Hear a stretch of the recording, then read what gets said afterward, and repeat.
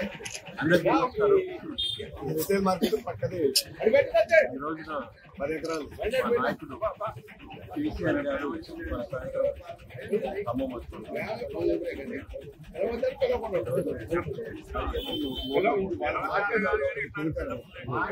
మొదటిసారి కేసీఆర్ గారికి పెద్ద ఎత్తున స్వాగతం పలకడానికి పెద్ద ఎత్తున ఖమ్మం జిల్లా నుంచి పెద్ద ఎత్తున జనాలు కలిసి వస్తున్నారు.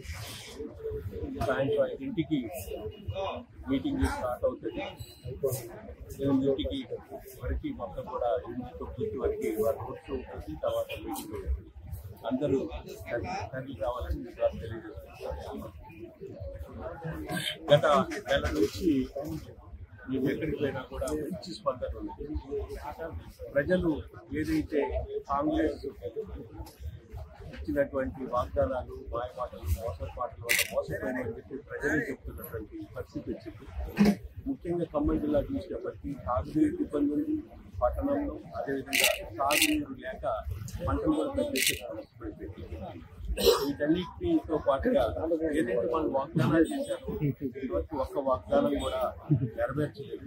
కానీ వాళ్ళు ఏమంటున్నారంటే అన్ని వాగ్దానాలు నెరవేర్చమని చెప్పి చెప్తున్నారు. ఏదైతే ఇంటింటికి 2500 ఇస్తామని చెప్పారు అది ఎంతవరకు ఎక్కడ కూడా ఇవ్వలేదు.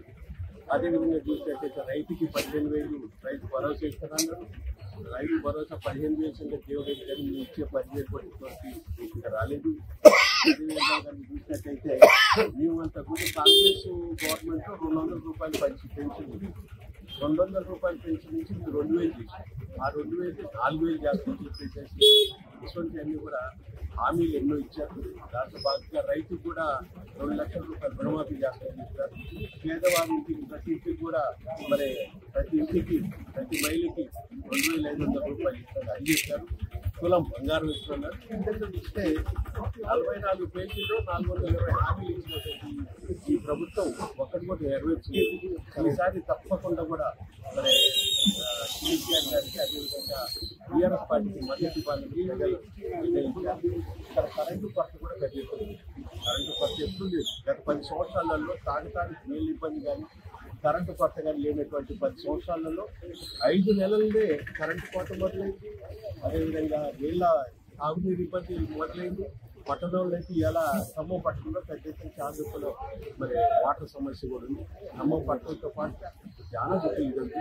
మీ అందరినీ ఇక్కడ ప్రజానికాన్ని పొద్దునకి వచ్చినప్పుడు రేట్లు కూడా విపరీతంగా పెరిగినాయి అనేది ఒక్కొక్కల భావన.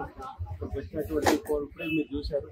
మార్కెట్కి వచ్చినప్పుడు అన్ని రేట్లు కూడా విపరీతంగా పెరిగినాయి అనేది ప్రజలే చెప్తున్నారు. ఈ విధంగా ఇటువంటి ప్రభుత్వం 5 సంవత్సరాలనే ప్రజా వ్యతిరేక ప్రభుత్వంగా తయారు తప్పకుండా కూడా ఈసారి బీఆర్ఎస్ ఎంపీలు గెలిపిస్తారని గట్టి నమ్ముతున్నారు. బీఆర్ఎస్ ఎంపీలు తెలంగాణ గొంతు కనుక పార్లమెంట్ గెలిపించాలంటే తప్పకుండా కూడా బీఆర్ఎస్ ఎంపీలు గెలవాల్సిన అవసరం ఉన్నది. తప్పకుండా కూడా ప్రజలు మమ్మల్ని ఆశీర్వదించి కారు గుర్తు మీద ఓటేయాలని ప్రజానికి